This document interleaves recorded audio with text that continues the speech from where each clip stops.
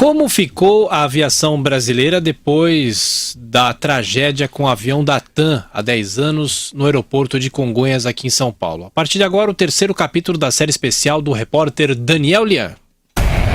Pelo amor de Deus, cara, informação. É só o que a gente precisa, cara. Dá pra ser íntegro, botar o nome Não estão dando informação nenhuma. Quem não tá dando? Pessoal, lá dentro. Eu não tenho certeza de quem estava no voo. Gente, pra que Chiquinho? E notícia nenhuma. A Jovem Pan está com toda a sua equipe de repórteres no aeroporto de Congonhas. 10 anos se passaram do acidente com o voo 3054 da TAM, que matou 199 pessoas. E o que mudou de lá para cá na aviação? Especialmente em Congonhas.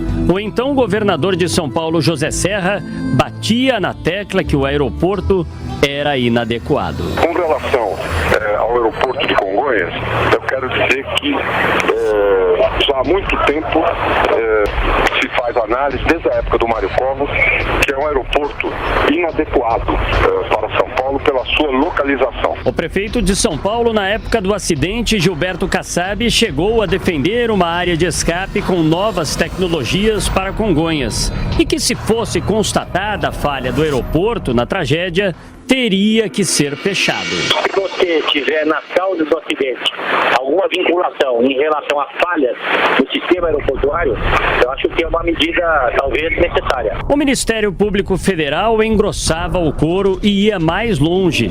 Pedia o fechamento de Congonhas até a elucidação dos fatos.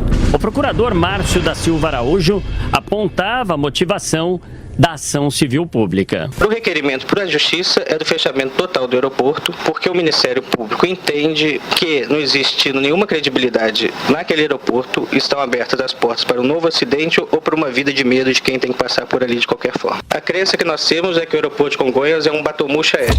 O especialista em gerenciamento de risco da Universidade Federal do Rio de Janeiro, Moacir Duarte, falava sobre a necessidade de outro aeroporto para São Paulo.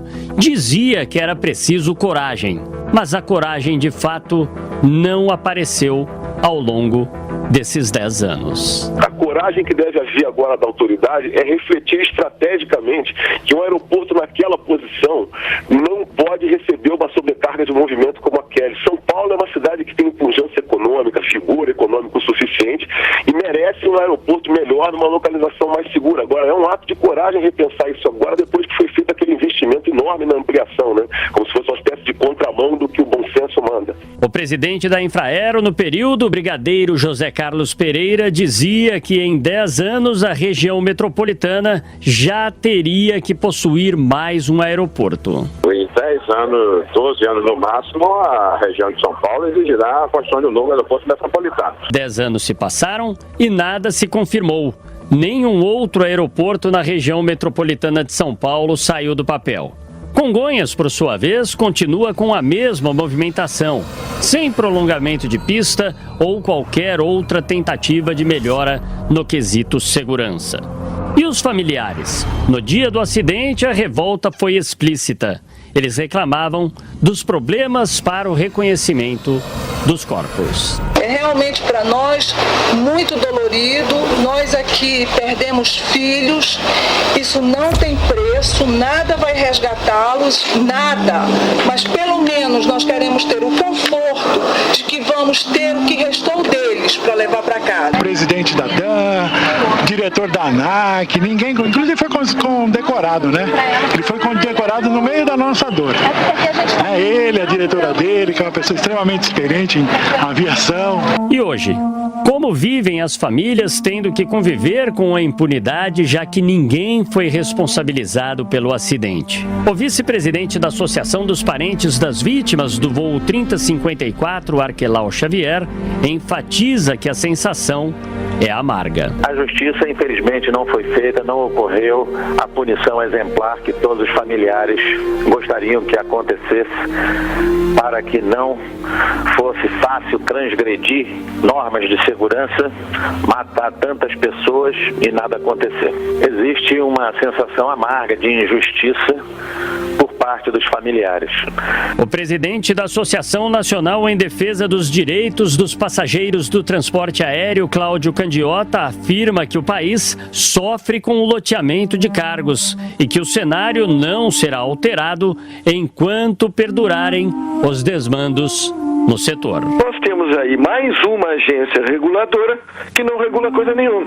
E quando regula, regula contra o consumidor. O serviço que é prestado é péssimo. E basta pegar um avião para ver. Então, assim, é muito triste o que fizeram com a aviação no Brasil. No legado desses 10 anos, o que fica é a decepção incrustada nas palavras de Arquelau Xavier. O primeiro lema da TAM era nada substitui o lucro. E em terceiro lugar aparece a segurança é importante. Então esse lema, essa ordem de importância dos lemas não foi alterada. Vocês estão brigando com vida, gente! Vida que foi e vida que tá aqui ainda, que tá tendo dor, sofrimento. Olha, primeiro parabenizar o Daniel Lian pelo trabalho que ele fez nesses 3 dias, né, professor, dessa série. E para nós que estávamos já aqui na Jovem Pan, essa cobertura foi uma cobertura importantíssima, mas foi uma cobertura muito difícil de se fazer, porque você em frente ao aeroporto de Congonhas, eu não me esqueço o cheiro, infelizmente, do prédio todo queimado, com os corpos, uma coisa que a gente não esquece nunca mais. E é uma tragédia, infelizmente. É verdade, correto. E um dos entrevistados, aí foi lembrando e tal, era uma questão na época, nada melhor do que a história, né? 10 anos depois, que era aquele outro aeroporto que ia ser construído. Foi dado, inclusive, um prazo muito curto de determinar onde seria. Depois seria elaborado o projeto e, evidentemente, sua construção. Dilma Rousseff, à época, era ministra da Casa Civil. E a gerentona é analfabeta, incapaz, né, corrupta, né, criminosa. Falou em um mês, eles estão falando em Cotia, teve vários lugares. O aeroporto foi mudando de local rapidamente. Não foi sequer determinado o local. Projeto inexistente. O novo aeroporto, ninguém falou mais nada. Caiu o assunto no esquecimento e a gente sabe que as grandes cidades, tem vários aeroportos, as grandes capitais do mundo, né? Onde você tem um grande movimento. E a questão de Congonhas é um velho problema. Quem é que chegou primeiro? A primeira questão, chegou ao aeroporto, né? É bom lembrar, se você pegar fotos da década de 30, por exemplo, quando o momento que o aeroporto está sendo, é criado o aeroporto de Congonhas, se você vê o entorno era totalmente desabitado. Numa cidade bagunçada como São Paulo, sem planejamento nenhum e com grande crescimento, nos anos 50 especialmente, final dos 40, depois da guerra, houve uma explosão populacional. Era a cidade que mais crescia no mundo. E as pessoas tinham orgulho, porque não havia planejamento nenhum. Quando um prefeito chamado Manuel Figueiredo Ferraz, no início dos anos 70, disse São Paulo precisa parar, tem que parar. Né? Parar, houve todo um barulho, ufanista e tal. Porque não havia. Então o aeroporto, parte dos problemas do entorno do aeroporto de Congonhas, deve-se à desorganização da gestão da cidade e tal. Mas, para não misturar os assuntos, a questão do outro aeroporto caiu no esquecimento. Ninguém falou mais nada, né? Ninguém esqueceram. Ficou como trem-bala.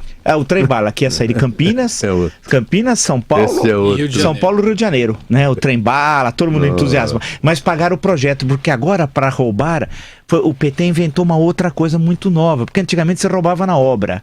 Né? Agora você não precisa fazer a obra, você rouba no projeto. E aí o projeto é assim que funciona: prefeito, governador, presidente, é assim.